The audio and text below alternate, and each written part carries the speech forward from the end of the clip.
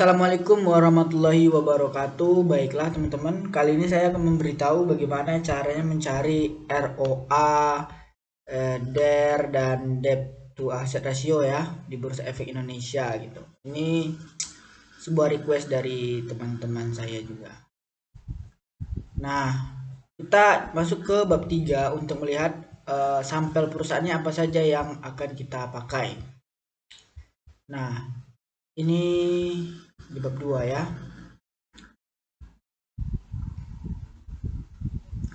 Nah, untuk mencari rasionya itu sebenarnya sudah ada di laporan keuangannya ya.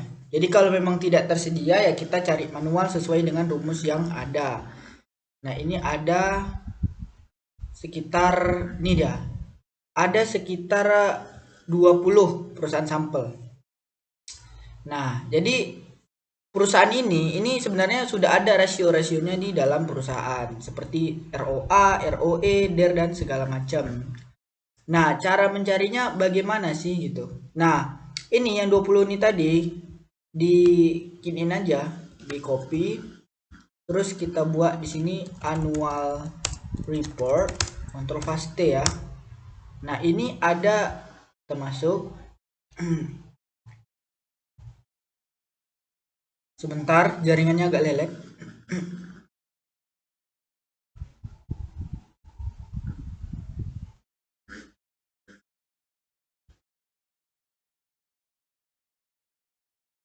Nah, ini sampelnya ada 20 perusahaan. Jadi kita mencarinya satu persatu.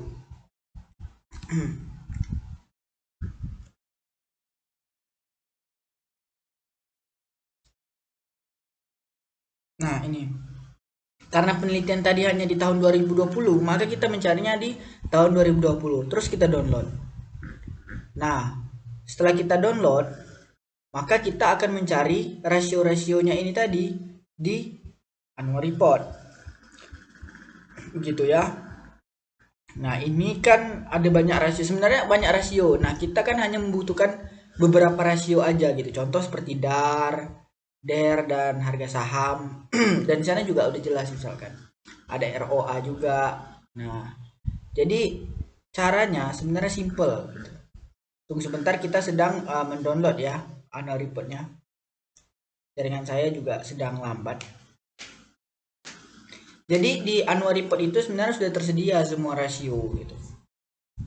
Jadi kita tidak perlu mencari lagi. Jikapun memang nanti ada yang tidak ada misalkan, maka kita hanya perlu mencarinya satu-satu dan itu sudah tersedia. Tapi biasanya kalau perusahaan-perusahaan besar itu sudah tersedia. Nah, kita akan buka. Nah, ini dia. Ini adalah annual report dari Agung Podomoro Land. Nah, setelah kita cari, biasanya dia ada di halaman-halaman awal gitu. Nah, ini dia. Bentar.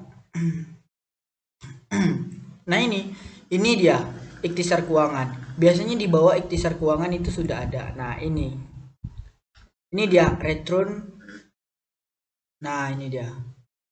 Nah, ini return on asset ya, return of average asset ya. Jadi laba terhadap jumlah rata-rata. Lalu ada terhadap equity, return on equity. Lalu ada debt to asset ratio. Ada tuh DER. Nah, jadi ini dia liabilitas terhadap ekuitas, liabilitas terhadap jumlah aset. Sesuai dengan rumus, ini laba terhadap rata-rata aset. Jadi rumusnya sudah sesuai. Jadi ROA ini laba bersih dibagi dengan total aset. Nah, kita lihat di sini adalah ini laba bersih dibagi dengan total aset. Sebenarnya rata-rata ini adalah total aset ya teman-teman ya. Nah, kalau untuk DER tadi, sebenarnya DER itu adalah total utang dibagi total aset. Nah, total utang ini sebenarnya sudah ada. Ini dia, liabilitas itu utang dibagi dengan total aset. Nih, liabilitas dibagi dengan total aset. Jadi ambilnya di rasio keuangan ini. Nah, contoh misalkan di sini kan sudah ada gitu. Nih, laba bersihnya. Nih utangnya. Ini jumlah liabilitas ini adalah jumlah utang sebenarnya. Jadi utang dibagi jumlah aset, utang dibagi ekuitas gitu. Jadi begitu ya untuk mencari. Nah, contoh di perusahaan lain ini adalah DER, ini adalah DAR, dan ini adalah ROA. Gitu. Jadi dia laba dibagi jumlah aset, utang dibagi jumlah ekuitas, utang dibagi jumlah aset gitu. Nah, kita contoh lagi perusahaan lain, misalkan kita ingin mencari di perusahaan Alam Sutra misalkan. Nih ya. Kita copy, terus kita coba di ini.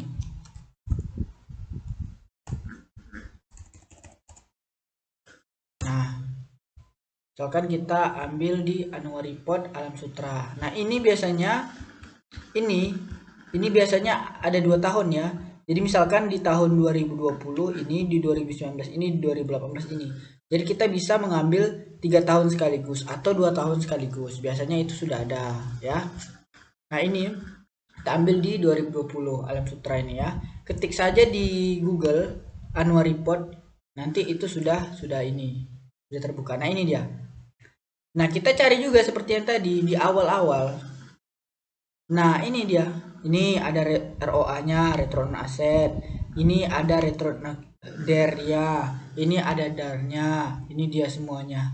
Jadi sudah lengkap ya. Nah, kita lihat di sini. Ini dia tahun 2020, 2019, 2018. Jadi kita hanya mengambil ini saja persentasenya. 56%, 52%, 54%. ROA-nya. Nah, kalau dalam kurung itu minus ya. Ketika ada laporan keuangan yang ada dalam kurungnya, makanya minus. Berarti ini minus 5%, 5% dan 5%. Itu. Ya, di sini coba lihat nih, laba bersih terhadap ini pembagiannya sebenarnya. Utang terhadap modal. Ini nama lainnya gitu liabilitas ini. Sama seperti ini tadi. Seperti ini ya. Nah, ini 87%. Nah, ini ada ROA-nya gitu. Oke. Jadi sudah lengkap ya. Jadi nanti ini hanya tinggal dicari saja, misalkan Bekasi, Bakti, dan segala macam. Sederhana, mudah, dan ini sudah ada sebenarnya. Sudah ada di sini. Sudah ada di annual reportnya sebenarnya sudah jelas kalau untuk masalah rasio. Jadi tidak perlu dicari-cari lagi, tinggal dibuka saja satu persatu dan diketik annual report.